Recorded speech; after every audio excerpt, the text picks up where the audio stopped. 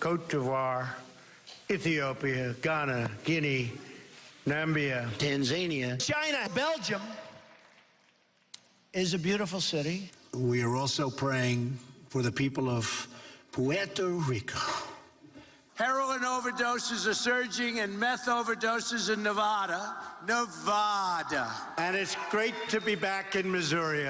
You cherish Utah's gleaming rivers. This Russia thing with Trump and Russia. Jerusalem is not just the heart of three great religions. And God bless the United States. Thank you very much. Thank you.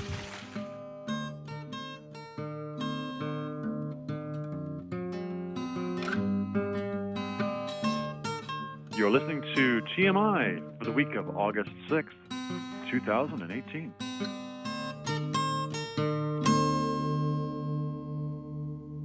They've been picking on Trudeau over the backlog of refugees. You know, I think that's leak over from the U.S. Oh, definitely. Yeah. But and Europe. I mean, I am acutely aware of some of these issues related to immigration, because both my parents worked for the Federal Public Service. There's always been a 40,000 case backlog in refugee claimants and refugee boards, and we've always housed them in hotels and motels and places at taxpayer expense. So it's just, one of the things I find interesting these days is how everything seems to have started time. Like, there's AD and BC. It's like BT and AT. T being the Trump. It's as if time just started like a few months ago. And I guess, nobody reads and everybody's like under 22 or whatever. So not everything that happened before doesn't exist. So, this is that Sun Media type, like the social media conservative pundits are all, they finished picking on Wynne, and now they've all focused on Trudeau, and they've just read in the news somewhere something about immigration, so now we're picking on Trudeau. But I'll bet the backlog is lower now than when his father was in government. It'd be interesting to see the stats on it. I mean, we have an election in 14 months, a federal election in 14 months. We have a municipal election in 3 months. So it'll be interesting to see how this circle is squared. And, if you listen to the House this morning on CBC, they were speaking with the immigration minister or minister for border and security or whatever. Apparently they gave $11 million directly to the city yesterday instead of going to the provincial government with regards to funding for the refugees, migrants, whatever term you want to apply, for the staying at hotels, because university and college is coming back, so everybody's getting out of the dormitories. So that's gone directly to the city.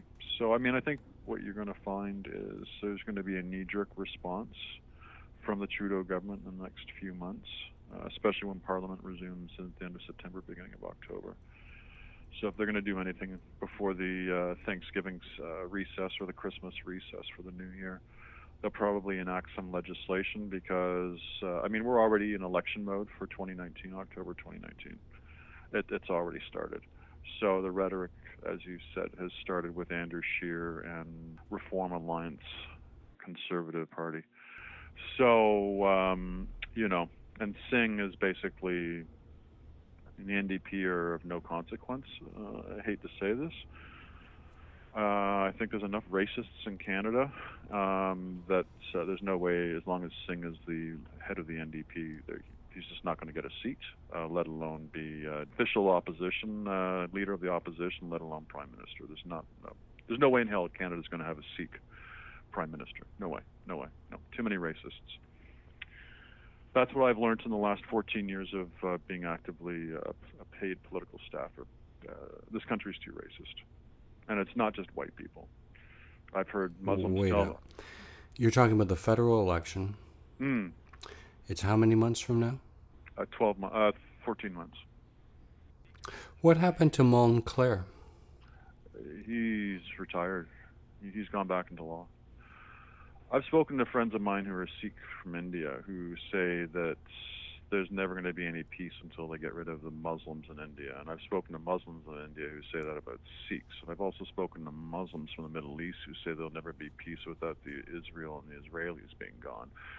I've spoken to Sri Lankans who hate Hindus and who hate Sikhs. It's just,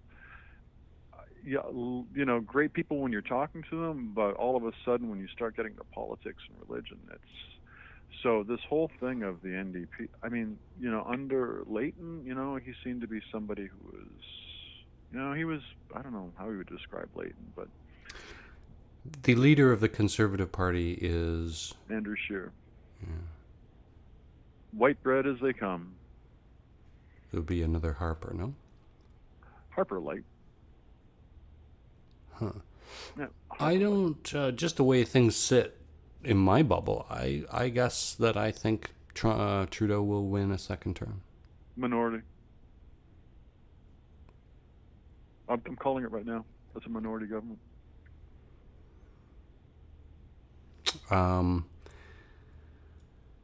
Unless Ford does something they've already cut $150 million from social services, and they intend to rip apart the social services within 14 weeks.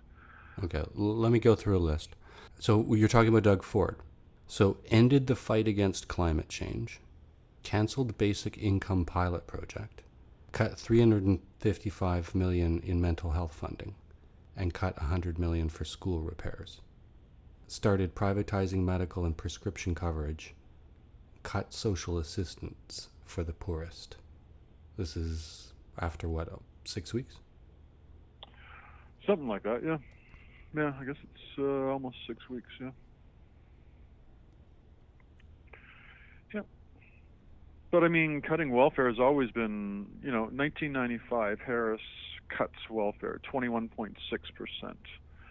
McGuinty comes in with his Liberals, a landslide in 2003.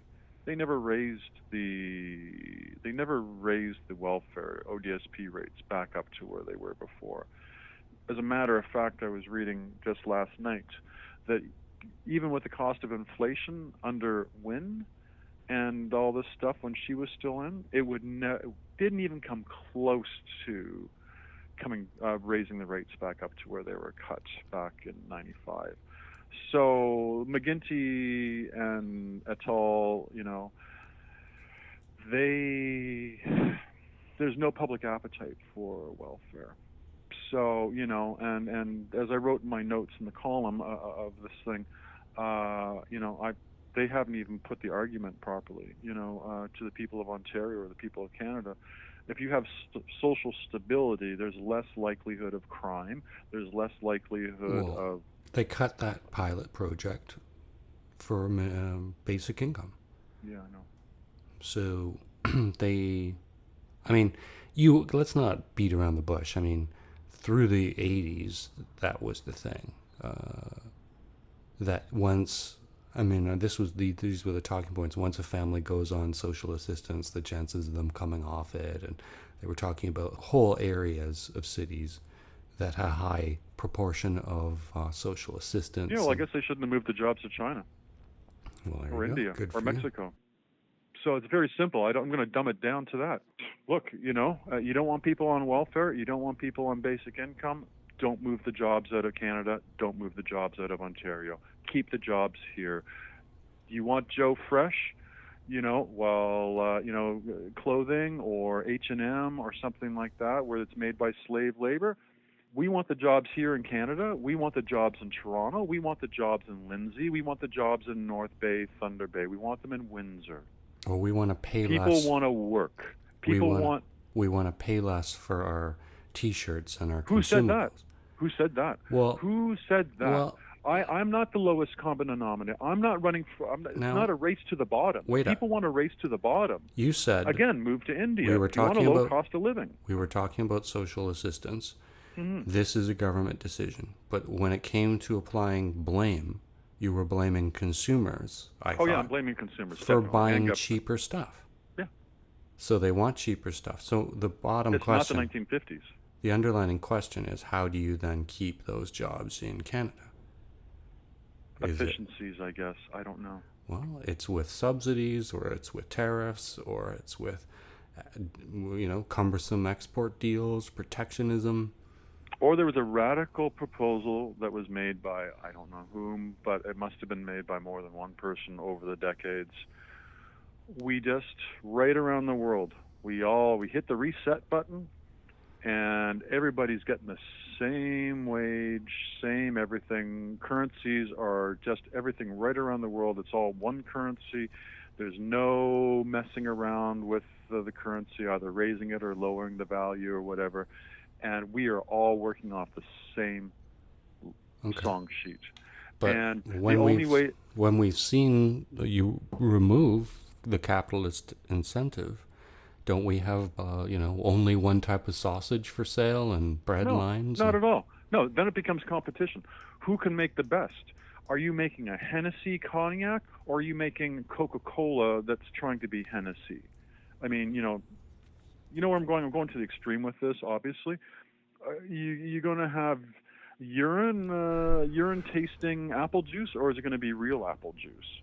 Are you going to have milk with growth hormones and antibiotics in it, or are you going to have real milk?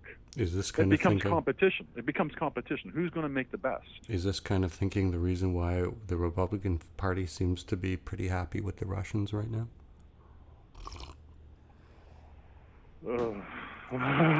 Okay. All right. Okay, no, look. That's a different slippery slope. Yeah, That's the Black Diamond Hill, isn't it? I don't know if I want to go down there right now. Okay. There's this idea that one reason to explain how for 100 years every single active foreign policy by the United States was to combat aggressive communism, and all of a sudden, just in the last few months, the Republican Party's best friend, they would probably be happily led by Vladimir. A theory to explain that now is there is not refugee status and migrants and fast immigration into Russia. They're all, and it's being called the sort of last bastion of the classical European, Caucasian-y complexion. Poland is the same way. Yeah. So, and Belarus, I think. If you believe that all of the anti-Obama was racially driven, that all of the undoing of the Obama legacy by Trump and the immigration, the wall, immigrants are rapists, and all of the I don't subscribe to that at all. caging of brown babies. If you believe the Republicans are mainly driven by racism, as they see their numbers changing demographically as time moves forward, Putin's their best friend. That's an explanation for it. They're the white supremacist. I mean, wasn't there a big thing at the Olympics about gays? Oh, God. I mean, Russia is right up in with the ideology of the Republican Party. Well, yeah. There you go. Yeah. Yep. No, I agree. Yeah, I'm not going to get any argument from you on that. I'm. Wow. No, I agree. You can see it. I mean, it's been like that. This is a real turning point in our conversation. There's been pretty combative moments, and well, it's to fine. not get any argument. That's not. No, I mean, that's fine. I mean, that's, my God, my dear friend. We've known each other for 30 years. Friendship is like a thunderstorm sometimes. It'll go through and then it's sunny 10 minutes later. So, I mean... And then there are times where each year is like another 5 years. Yeah, whatever. Fuck. Who gives a shit, man? Fuck. It's life, man. We just accept all this fuck like and shit and stuff. It's a family show. Well, little 10-year-olds with guess earpods. what? Yeah, well, Earpods, this is real life. Get over it. Okay. Not you. I'm telling you to the listener. Yeah. You've broken the fourth wall. That's another. Yeah, I know. Exactly. It's exactly it. I'm looking right in the camera, like in The Simpsons. You know, the opening of the Simpsons movie. You know, Homer's saying, who would pay for watching this movie? And he just looks right at the camera. You know. Anyway, so Republicans, Russians, racism. You know, it's not much of a stretch. I mean, obviously you're going to have people like Ben Carson and stuff like that. I think he was with the Republican Party at one point. You know, you're always going to have people. I mean, the people that were standing out in front of the Markham Mall or whatever it was a couple of days ago when the fist fight broke out. I think one of them was a real estate person here in Ottawa, or in Toronto, who was anti-immigrant, and they're mostly Asians. And this is what I was reading in the National Post and the Toronto Star. And then a fist fight broke out because they were alleging that the government wasn't keeping their communities safe, and that the mayor of Markham, apparently this is fake news, according to the paper and to the mayor, had proposed helping Trudeau put the migrants in vacant office buildings and office space in the town of Markham. And so this is why this huge protest broke out. So you had for and against. The for the migrants apparently had union placards saying pro-immigration, as opposed to the mostly Chinese Canadians that were there saying that the government needed to look after Canada and the safety of Canadians. So it was very interesting to see how this thing is, playing itself out. You know, doesn't matter whether you're a white person or whatever. You know, there's racists of all races and colors. So, this is a wet paper bag about to explode in Canada and around the world. So it's just Except Russia. No, I think what's going on there is it's just happening under the table. We just don't see it. Could have been Bill Maher on his show this week. He put up pictures, of Russian generals, of Russian politicians, of Russian oligarchs, of the Russian skating team. And they're all white. Mm-hmm. So I know. So that's why Joe and Jane Sixpack are down with the Russians all of a sudden after 100 years of a Cold War. Yeah. Find us on Twitter @ThatArcher, our podcast page, tmi.twxnet.com. Rate the show on iTunes. It changes the way the show is listed.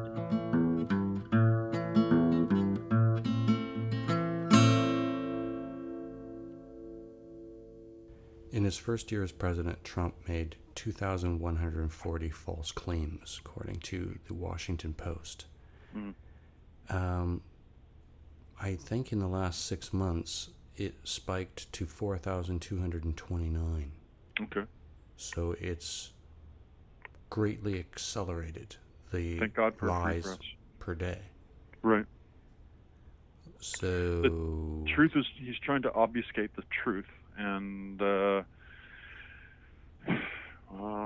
thank God, like I said, for free press, and thank God for people who really believe in this stuff, like you and I. They're going to continue to compile his lies until the next presidential election.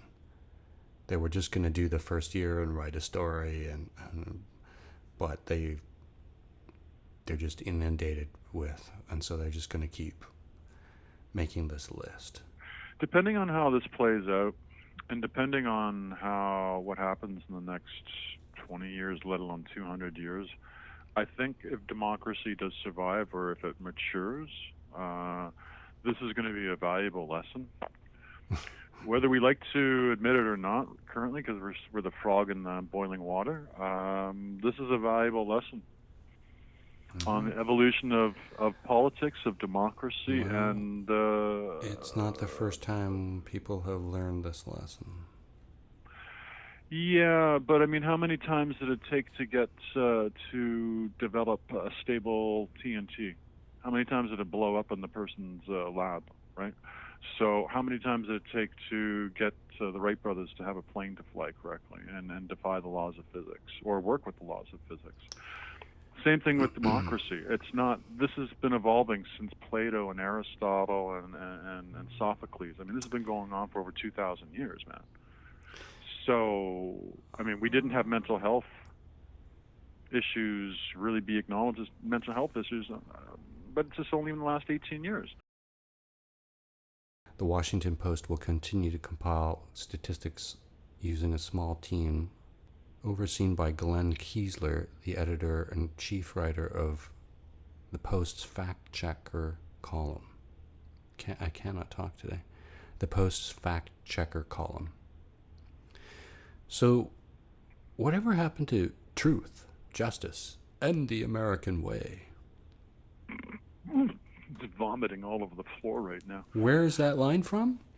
It's a trivia question. Truth. Superman? There you go. You knew that. You knew that pretty. Truth, justice, and the American way.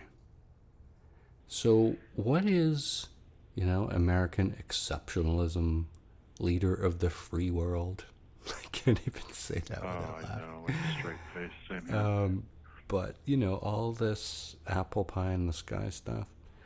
Well, it's 1945, 1946. I argue all that facade had a value in keeping them to some ideals.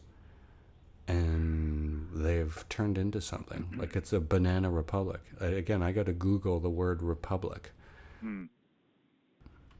What do you think about the voter ID? What about voter ID?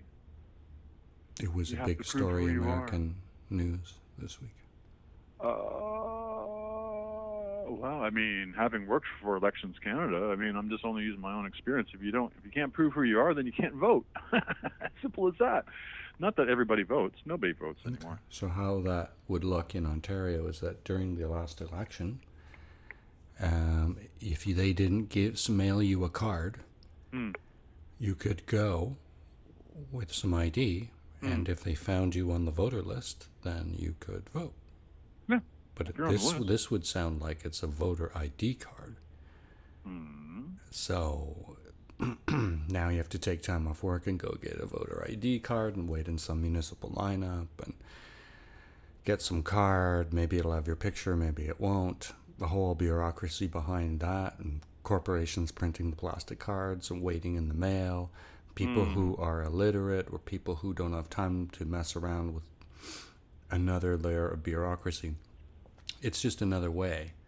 It's just like having a test or a means test. In a way, it's a means test. If you can't afford the time to play with the bureaucracy and wait in the mail and go probably, it's like having to have a passport, essentially. Yeah. So it's just it's going to exclude another huge percentage of the population. Well, how do you then propose trying to stamp out voter fraud? There is no existing voter fraud, number one. And two, what are you talking about? Look at what had just happened in Zimbabwe. Okay, we're talking Look what's happening around the world. You were talking about the United States. Yeah, I know, but I'm just saying. Well, you bring ID. Well, that's the same thing there. So, I mean, right? I don't know. I'm sure there's rural areas in the country you're talking about where it's not practical that everybody has all their papers in order. Well, everybody has to have at least one piece of ID to delineate themselves from the rest of the to differentiate. Okay. Well, maybe we should all be chipped at birth. Your new world. But anyway. Look, there's an Alzheimer patient that was just found within 16 minutes from her retirement home in the forest here in Ottawa. Well, I thought you She were was the lying one down who's on the she was- most sensitive she was to lying, to when it having comes to your health, information. When it comes to health, Oh, and wow. if you have children, I mean, Wow. yeah, you're bloody well. Those you Google wanna find- tracking websites that could No, improve your no. health. No. Send you ads for vitamin you're C and- misrepresenting. You're misrepresenting everything. All right. So the voter ID story this week was voter ID, which we seem to be for. But the joke was that he said you can't even buy fruit these days without ID. Yeah, what the hell? When was the last time he bought fruit, let alone anything on his own? I mean, Like you need ID at the grocery store. Yeah, at least Obama. When he was here in Ottawa, he was down at the Market Mall. There's a bakery, Le Bon Lager, or however you pronounce The it. bear claw or whatever it is.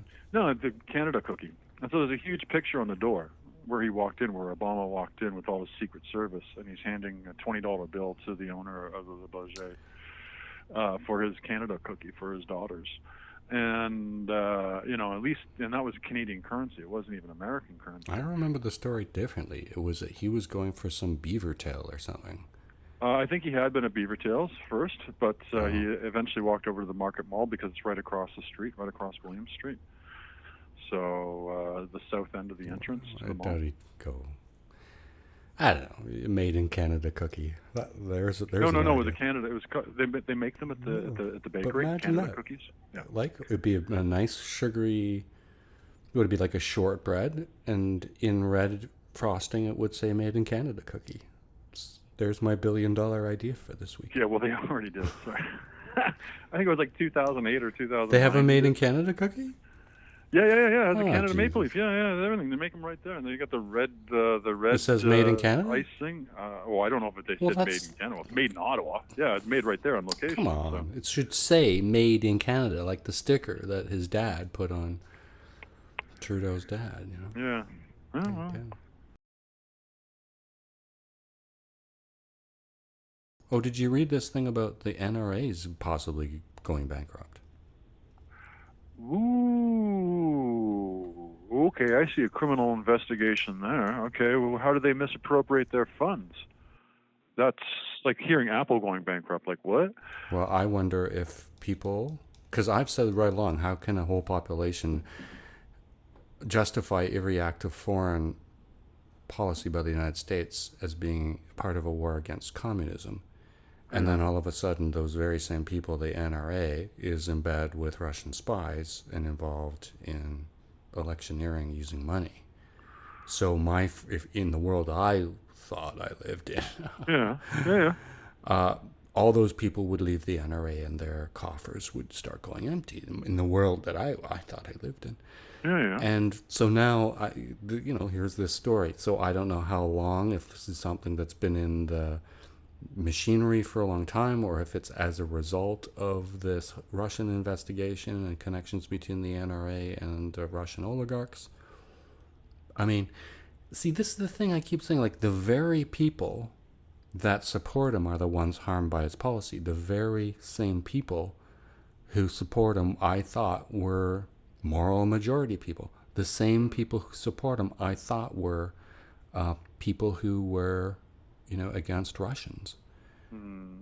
Gun-toting. Yeah. You would think that if you would think. then suddenly the NRA would be going bankrupt, and this is what's happening. So I just expect, it must be a coincidence, but could this actually be the start of Republicans being suspicious of the connections with the Russian oligarchs, finally? The enemy of my enemy is my friend. And if you're going to advance my cause or my career or my ideology, then I'm going to jump into bed with you. Even if it's just for 5 minutes. That 5 minutes being 5 years or 10 years or whatever somebody's political career, corporate career is. Have you been following any part of the Manafort trial? Collusion not at the heart of the case. Well, I think if I see anything more about that ridiculous ostrich coat, that'll be a good day. 32 count indictment, $30 million disguised in an overseas income thing to evade taxes. The fact that Rick Gates, was involved. The more Trump and his team try to say there's nothing to see here, folks, just keep moving on, the more I want to keep staring. I would mark this period of time as the rule by the 25%. 28% in the United States voted for Trump, and 80% are still with him today. Mm-hmm. So that brings you down to around 25%. Those would be the core supporters, yeah. So I just wonder when we translate that 25% onto wherever it belongs on a bell curve of human intelligence, but that when 2/3 of us don't vote, that 25% is a good, dependable, solid chunk. And the genius or accident amalgamating all the idiots together into the same 25% chunk is why we are where we are. And this is ruled by the 25%. And it's this recipe, whatever it is, it's a recipe. And someone stirred it up and cooked and baked it. And it's not just in the United States. We just elected the Doug Ford. Mm-hmm. So, and you just, right, I mean, racism is a problem in India. It's migration, the UK, I mean, France. Yep. It's as an issue on fire everywhere. It's all part of this, whether it's Brexit or it's all part of what feels like, for a liberal perspective-based person, is the world coming apart at the seams. It's also been suggested that that's exactly one of the strategies, is that it's whatever gets liberals pulling their hair out in clumps is what to do. This is by design.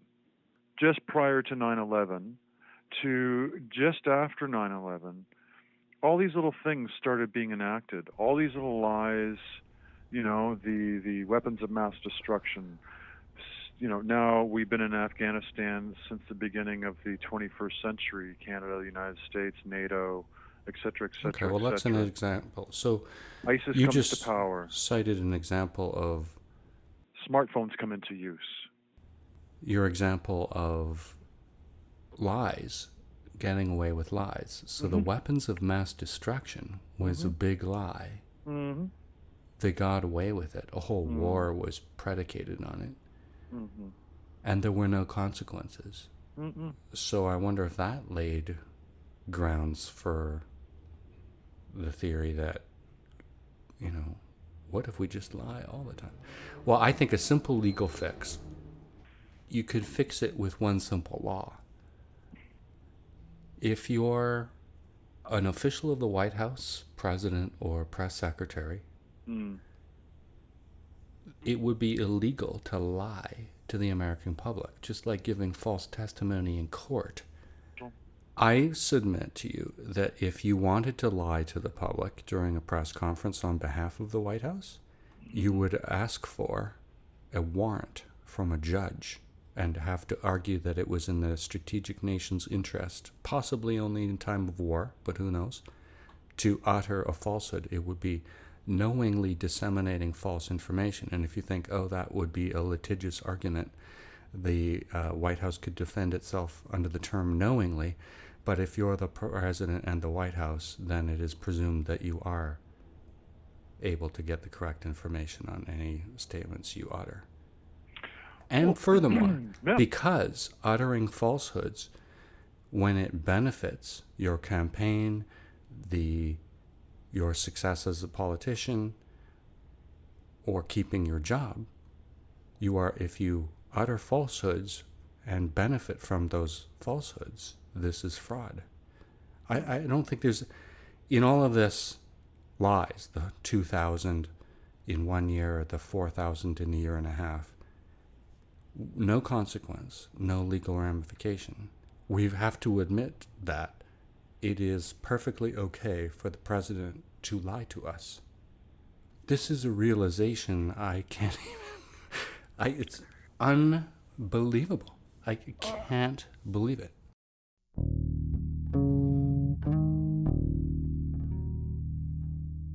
You need to get a cell phone, Ian. No, Well- I don't. I don't want brain cancer, number one. And number two, I don't want to be data mined, thank you very much. And then have to pay $100 a month, you know? So you guys are all the sheep. I'm not. Jesus Christ. Sure, guy. Yeah, man. If data mining was so valuable to these companies, then, you know, why are we paying, or you guys paying $100 a month for your cell phone, right? So Google makes all its money off of data mining. So if that data is so valuable to them, why aren't they paying you and me and everybody else? Instead, they're one of the richest companies in the world because of the data that they generate off of us. Mm-hmm. So I don't understand the logic. It doesn't make any sense. Well, how does it harm you if you were involved? I never gave my agreement. Let's just hypothetically say you were one of us, sheeple. I was one of us. Yes. Then I said I didn't want to do that Well, anymore. I'm trying to make a point. You're hijacking. I'm not high. See, that's another thing. Anyways, not high. Well, it could be the problem. No. I'm thinking very clearly right now. Thank you. Yeah, no, that could be the problem. Yeah. No. So let's say that you were a sheeple, like the rest of us, who you've indicted, and you were being mined by the Googles in all of the ways that you're so proud not to be. Vehemently against. How would it affect or harm you? It's just your data, man. It's my data that I generate. Right. Right? You want me to use your operating system. Okay, fine. Not a problem. But you don't have a right to sell it to third or fourth parties that want to. I just don't understand Yeah, how okay, but that's cool. great. I get that. But how would it harm you? I'm not getting any money out of it. They're making billions of dollars off of my data. Right. They would not have that, like the sidewalk labs that you guys are going to be Okay. getting down in Toronto. Okay? They're going to generate all the data from everybody who's living down there. Okay?